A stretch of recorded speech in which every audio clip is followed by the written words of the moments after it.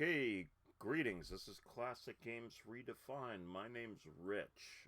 Because we're doing a mutator that applies to Stone Age, I might as well look at why I like Stone Age. There's a lot of good things to look at. So this is why that game, and we're asking why Stone Age.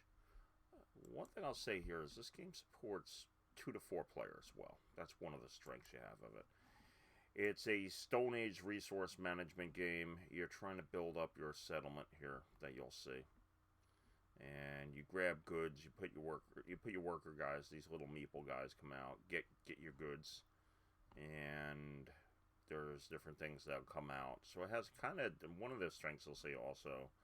I'll make a note of it here. It has a nice feel to it. Let's begin by that.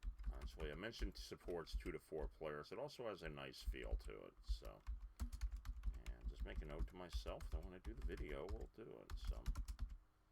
So anyhow, it has a nice feel. Kind of, you feel like you're struggling to feed your people and everything else in this tribe and your clan, and they're here. You're trying to feed them. So you want to do that if you struggle, get the resources. And the feel out here is that they're harder to get the rarer resources, and food's more prevalent and stuff. But it supports 2 to 4 players, and actually, as I said, it also has a nice feel to it, and just the whole thematic. So the theme kind of fits really well here. That's what I mean by that. And beyond that, what else do we have we're looking at? So pardon me, I'm taking some notes here. This game's fairly easy to learn. It's a bit more demanding than maybe Settlers of Catan or some other lighter games if you played Monopoly. I mean, there are more pages, but you play a round or two of it, you're able to get it down. It works out fairly well here.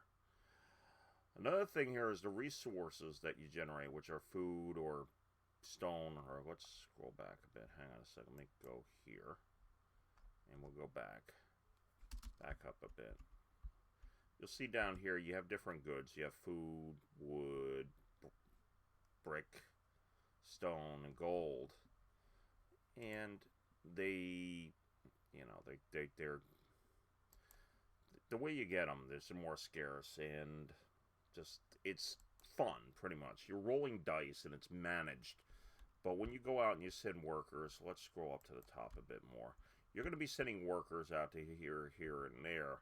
There's a crapshoot. You have 4 going into it. But the dice roll, it's not totally a luck fest. It's managed. You can offset them with like these, you see them here, these tools that you add that are modifiers.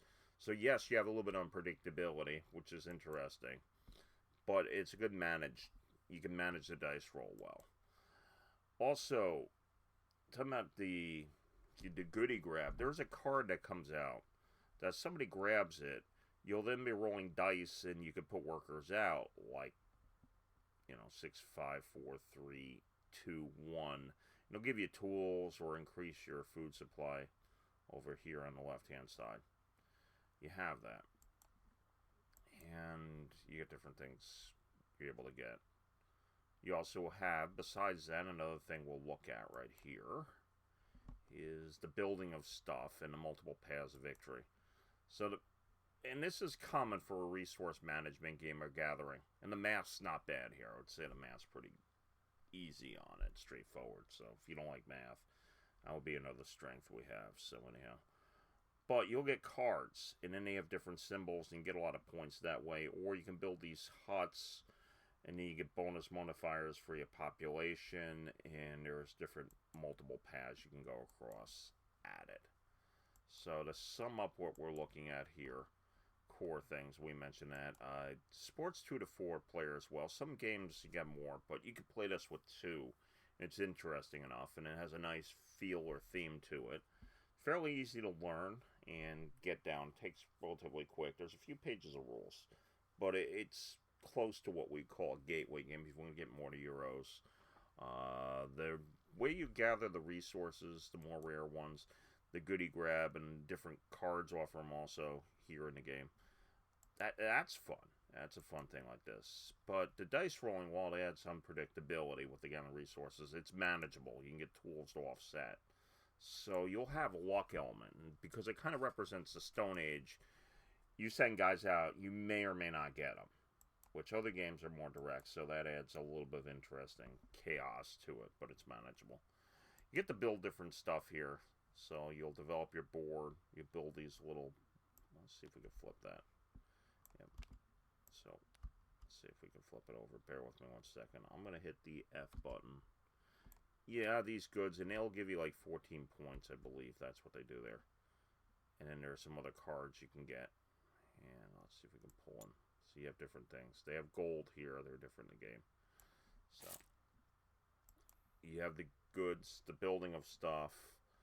And then, oh, by the way, one thing I forgot to mention here is you see these spots here. There's competition gets tight.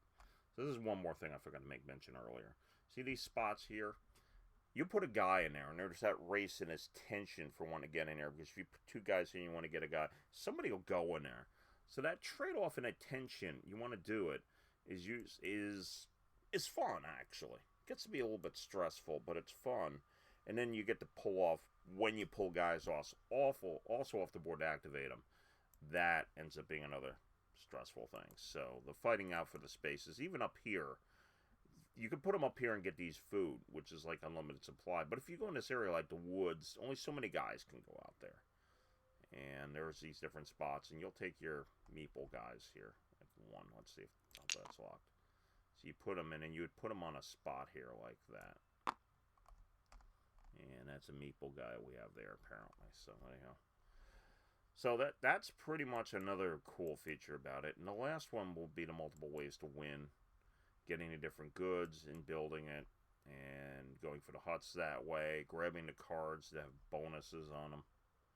And there's different things here. Let me zoom in for a second. I think the diagram here. Yeah, you have these different cards. I'll show this to you.